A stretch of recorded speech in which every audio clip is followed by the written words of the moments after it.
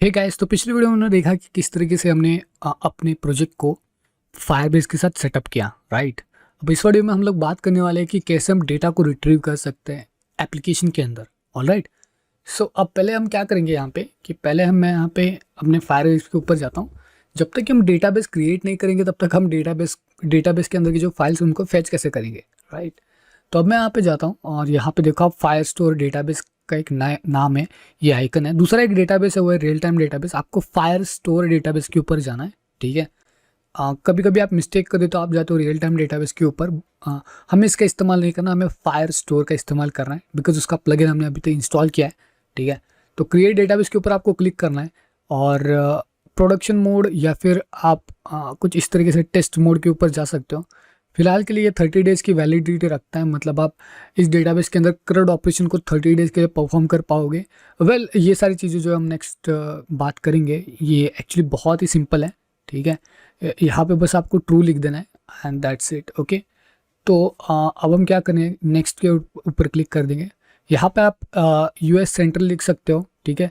कोई बात नहीं, ये बस आप लोकेशन चेक कर रहे हैं, इंडिया नहीं आता है तो यहाँ पे आसपास की लोकेशन हम जो है US सेंट्रल कर देते हैं। वैसे भी दिक्कत कोई नहीं आती है, सो डोंट वरी, ओके। जैसे आप अनेबल के ऊपर क्लिक करोगे तो कुछ वक्त लगेगा कि क्लाउड फायर स्टोर के डेटाबेस को क्रिएट करने के लिए, ठीक है।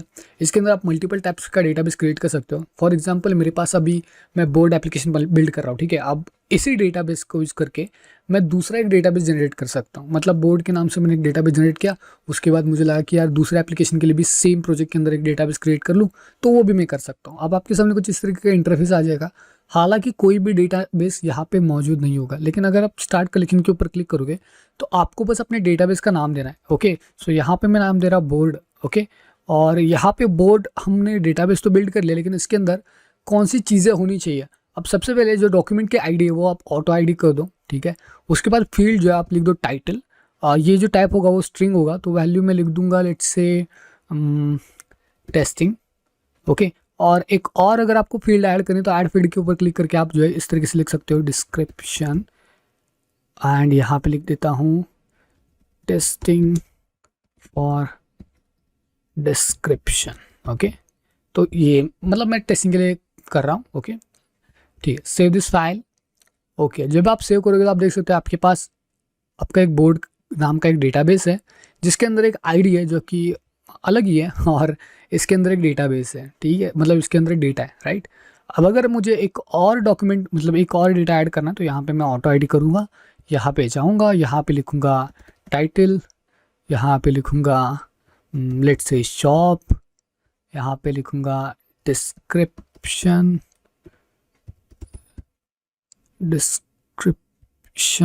ओके। एंड देन अब मैं यहाँ पे लिखूँगा shop for clothes, okay, and save this file, ठीक है। देखो दूसरा भी डॉक्यूमेंट अभी क्रिएट हो चुका है, ठीक है। डिस्क्रिप्शन, ठीक है। तो मतलब इस तरीके से जो है आप मल्टीपल डॉक्यूमेंट्स को ऐड कर सकते हो। अब मैंने डॉक्यूमेंट को ऐड कर लिया, अब हमें ये देखना है कि इस डॉक्यूमेंट को हम किस तरीके से अपने प्रोजेक्ट के अंदर फेच कर सकते हैं, ठीक है। मैं यहाँ पे इसको मिनिमाइज़ कर लेता हूँ और यहाँ पे फिलहाल के लिए हम क्या करेंगे, इसको ऐसे ही रहने दो या फिर आप डिलीट करो, आपकी मर्ज़ी है। मैं यहाँ पे क्या कर लेता हूँ, लिप के अंदर जो है एक दूसरी फाइल जनरेट कर लेता हूँ, ठीक है। मतलब एक डार्ट की सिंपल सी फाइल जिसका नाम हम रखेंगे board ARD board underscore app sorry okay. तो अब यहाँ पे जो बोर्ड ऐप की जो फाइल है यहाँ पे हम क्या करेंगे, इंपोर्ट करेंगे सबसे पहले मटेरियल को, ठीक है। उसके बाद मैं इंपोर्ट करना चाहूँगा फायरबेस के क्लाउड को, ओके। तो इस तरीके से मैं इसको इंपोर्ट कर लेता हूँ, ठीक है। वैसे भी आपके पास काफ़ी सारे पैकेजेस आपको इंपोर्ट करने पड़ेंगे, लेकिन फिलहाल के लिए आप इन दोनों के ऊपर फोकस करो, ठीक है। पहला जो पैकेज आता है मटेरियल का, वो इसलिए हमने फैच किया बिकॉज ऑफ कि हम यहाँ पे जो डेटा ले रहे हैं, ओके। सो जो डेटा हम एग्जैक्टली ले रहे हैं ना वो इम्पॉर्टेंट है और वो क्लाउड फायर स्टोर से आने वाला है, दैट्स इट, ओके। बस इतना याद रख लो। अब यहाँ पे क्या करेंगे, यहाँ पे हम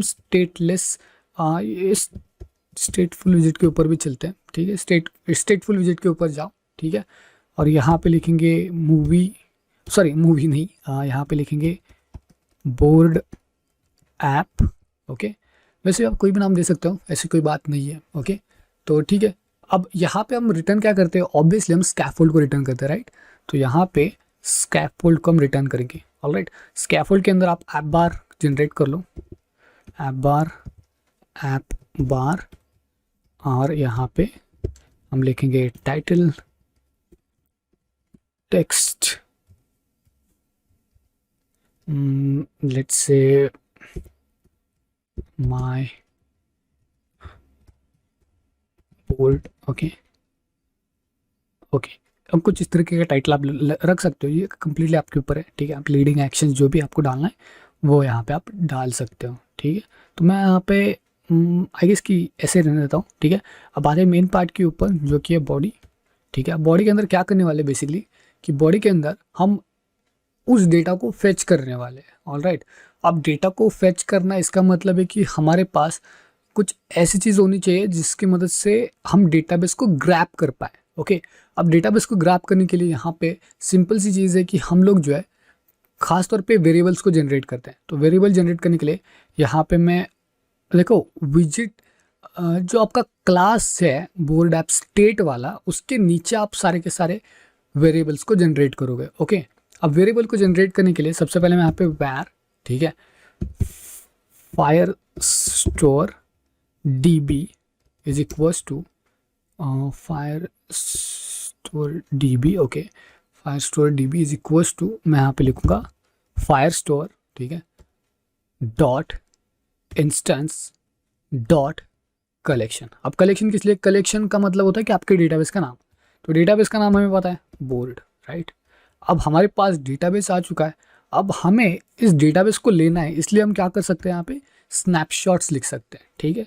अब जितने भी स्नैपशॉट्स होने वाले वो इस फायर स्टोर डीबी के अंदर स्टोर होने वाले, ठीक है। तो फायर स्टोर के अंदर जो डेटाबेस है वो अभी स्टोर हो चुका है। अब हम क्या करने वाले हैं, अब इसमें से एक एक डेटा को हमें फेच करना है। ओके, तो अब आते बॉडी पार्ट के ऊपर, और यहाँ पे डेटा को फेच करने वाले, इसके लिए मैं लेता हूँ stream builder. Okay, stream builder का इस्तेमाल करके हम डेटाबेस को फेच कर सकते हैं। अब स्ट्रीम बिल्डर के अंदर आपको पहली जो चीज़ पास आउट करनी पड़ती है वो है स्ट्रीम, कि आप कहाँ से डेटा को लेना चाहते हो। ये बेसिकली एक लिस्ट की तरह काम करता है। तो यहाँ पे अगर मैं लिख दूँ फायर स्टोर डीबी, यहाँ से हम डेटा लेने वाले हैं। दूसरी चीज़ कि हम बिल्ड क्या करना चाहते हैं, तो यहाँ पे बिल्डर, और बिल्डर के अंदर हम लिखेंगे कॉन्टेक्स्ट। सबसे पहले हम कॉन्टेक्स्ट को पास आउट करते हैं, ठीक है। और दूसरी जो चीज़ है वो है स्नैपशॉट। ओके, ठीक है, सो स्नैपशॉट एंड कॉन्टेक्स्ट को हमने यहाँ पे पास कर दिया। अब दूसरी जो चीज़ आती है वो है मतलब हमें स्नैपशॉट तो मिल चुका है, लेकिन अब हमें जो चीज़ मिलने वाली है, मतलब देखना है कि यार स्नैपशॉट के अंदर डेटा है या नहीं, ठीक है। तो अब डेटा है या नहीं देखने के लिए क्या कर सकते हैं, इफ नॉट का sign snapshot dot has data, ये इनबिल्ट फंक्शन है हैज़ डेटा। अगर ये है अवेलेबल है हैज़ डेटा देन रिटर्न।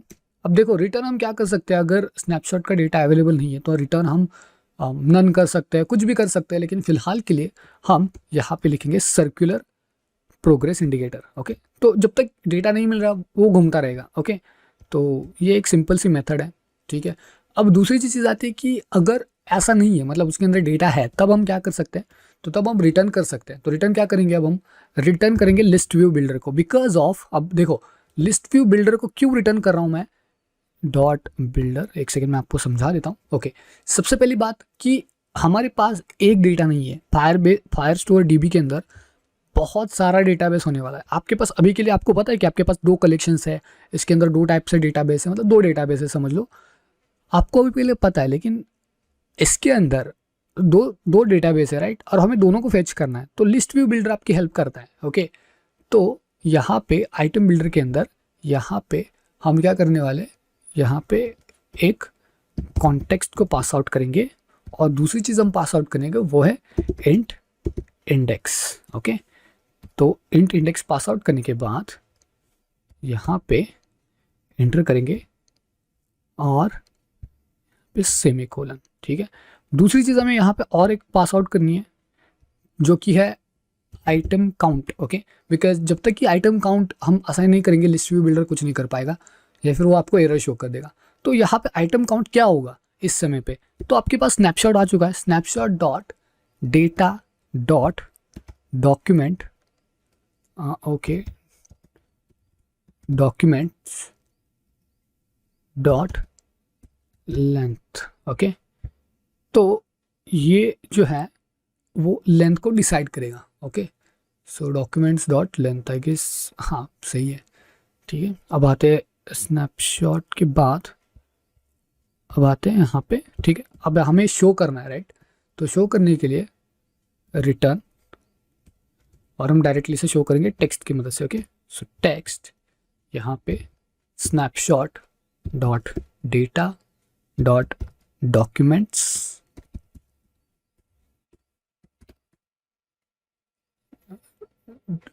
यहाँ पे इंडेक्स, और यहाँ पे सबसे पहले टाइटल को प्रिंट करके देखते हैं, okay.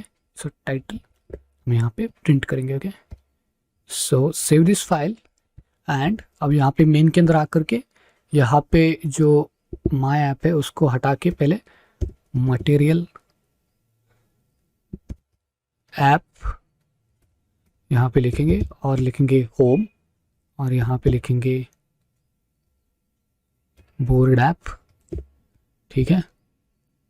I guess board app सही है, ओके। नाउ अब रन करते हैं इसको, ओके। तो रन, मैं यहाँ पे एमुलेटर को स्टार्ट कर लेता हूँ, ठीक है। और अब वीडियो को पॉज कर लेता हूँ ताकि जो है ये जल्दी लोड हो जाए, ओके। सो हे गाइस, जैसे आप स्क्रीन के ऊपर देख सकते हो यहाँ पे देखो कि टेस्टिंग एंड शॉप यहाँ पे लिखा आ चुका है। अब मैं यहाँ पे एक और चीज़ कर लेता हूँ ताकि आपको समझ में आ जाए। टेस्टिंग एंड शॉप हमारा टाइटल था, राइट। अब हम यहाँ पे डिस्क्रिप्शन चेकआउट कर लेते हैं, ठीक है। डिस्क्रिप्शन, सेव दिस, देखो डिस्क्रिप्शन आ चुका है, ठीक है। तो कुछ इस तरीके से हमने अभी बेसिक चीज़ कर ली। बेसिक चीज़ का मतलब क्या है कि हमने बस डेटा को फेच किया, ओके। तो डेटा फेच आउट तो हमने कर लिया। अब हमें नेक्स्ट टारगेट ये है कि इस डेटा को अच्छी तरीके से रिप्रेजेंट करना है, और रिप्रेजेंट करने के साथ साथ हमें करंट ऑपरेशन को परफॉर्म करना है, just like create, update and delete. तो ये सारी चीज़ें होने वाली है। तो आई होप कि आपको ये वीडियो पसंद आया होगा। वीडियो पसंद आए इस वीडियो को लाइक करना, शेयर करना, सब्सक्राइब करना। मिलते हैं नेक्स्ट वीडियो में, तब तक के लिए goodbye, good to see you in the next one.